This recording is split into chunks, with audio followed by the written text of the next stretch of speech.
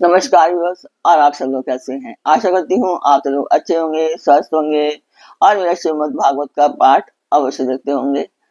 तो शुरू करते हैं। अब हम आज का पाठ। सबसे पहले श्लोक।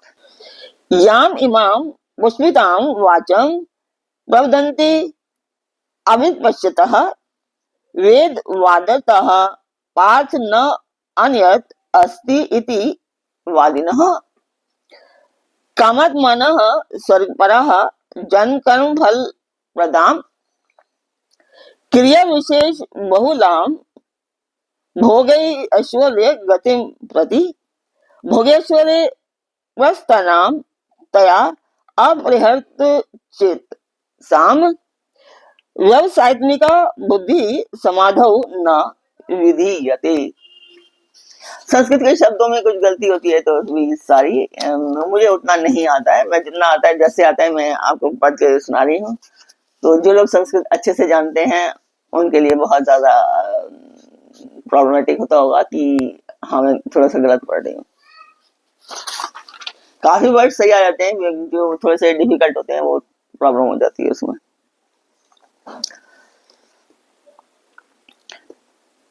तो इसका हिंदी रूपांतरण हुआ कि हे अर्जुन, जो भोगों में तन्मय हो रहे हैं, जो कर्मफल के प्रशंसक वेद वाक्यों में प्रीति रखते हैं, जिनकी बुद्धि में स्वर्ग ही परम प्राप्त वस्तु है और जो स्वर्ग से बढ़कर दूसरी कोई वस्तु ही नहीं है, ऐसा कहने वाले हैं वे अविवेकी जन इस प्रकार की जिस पुष्पित यानी दिखाऊ शोभा युक्त वाणी को कहा करते हैं, जो कि जन्म रूप कर्म फल देने वाली एवं भोग तथा ऐश्वर्य की प्राप्ति के लिए नाना प्रकार की बहुत सी क्रियाओं का वर्णन करने वाली है। उस वाणी द्वारा जिनका चित्त हर लिया गया है, जो भोग और ऐश्वर्य में अत्यंत आसक्त हैं, उन पुरुषों की परमात्मा में निश्चयात्मिका बुद्धि नहीं होती।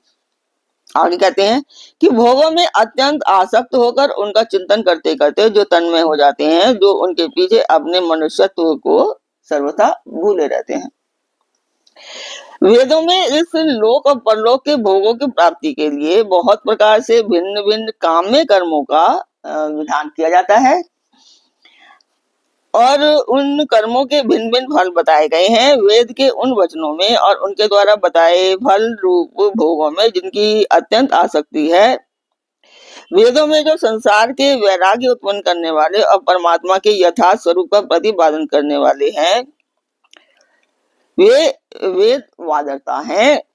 जो उन वचनों में प्रीति रखने वाले और उनको समझने वाले हैं, वे यह नहीं कहते कि स्वर्ग प्राप्ति ही परम पुरुषार्थ है और इससे बढ़कर कुछ भी नहीं है।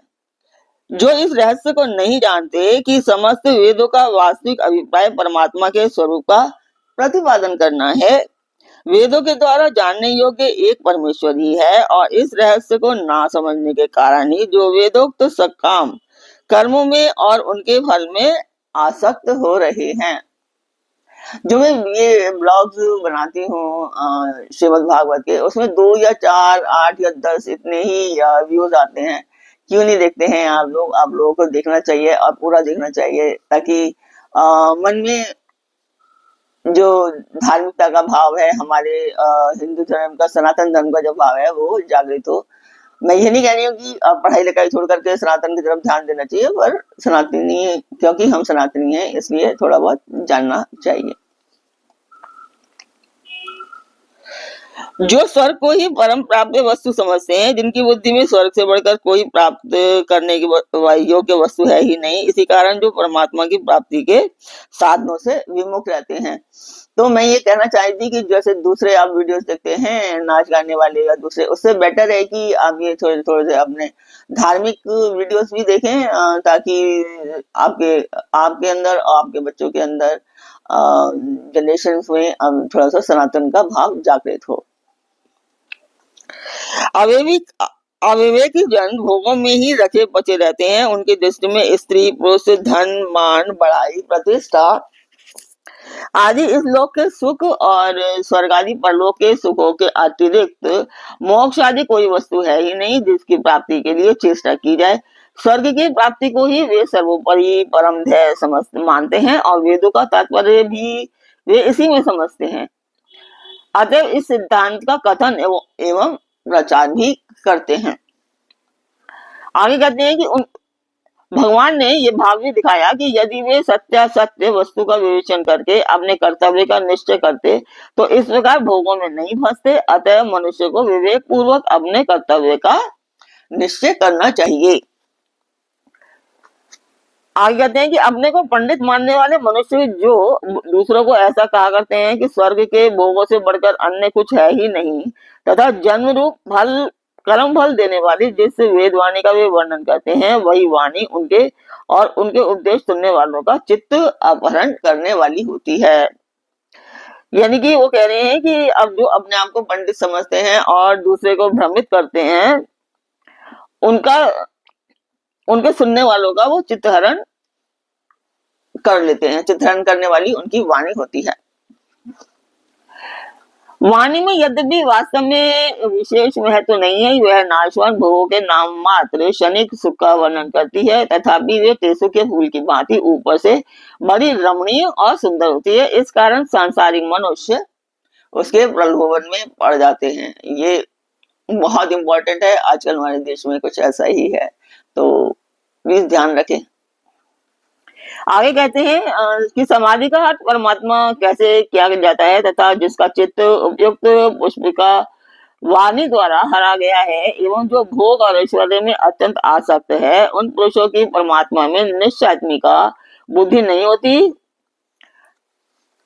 इसका क्या भाव है, यहाँ पे ये प्रश्न बनता है। तो आगे कहते हैं कि यहाँ समाधि का अर्थ परमात्मा से किया गया है तथा उपयुक्त वाक्य से यहाँ भाव दिखाते हैं कि उन मनुष्यों का चित्त भोग और ऐश्वर्य में आसक्त रहने के कारण हर समय अत्यंत चंचल रहता है और वे अत्यंत स्वार्थ परायण होते हैं। अतः उनकी परमात्मा में अटल और स्थिर निश्चय वाली बुद्धि नहीं होती। तो आपको कैसा लगा कमेंट बॉक्स में मुझे अवश्य बताएं। ये था आज का पार्ट। सब्सक्राइब कीजिए, लाइक कीजिए और शेयर कीजिए। ओम कृष्णाय नमः।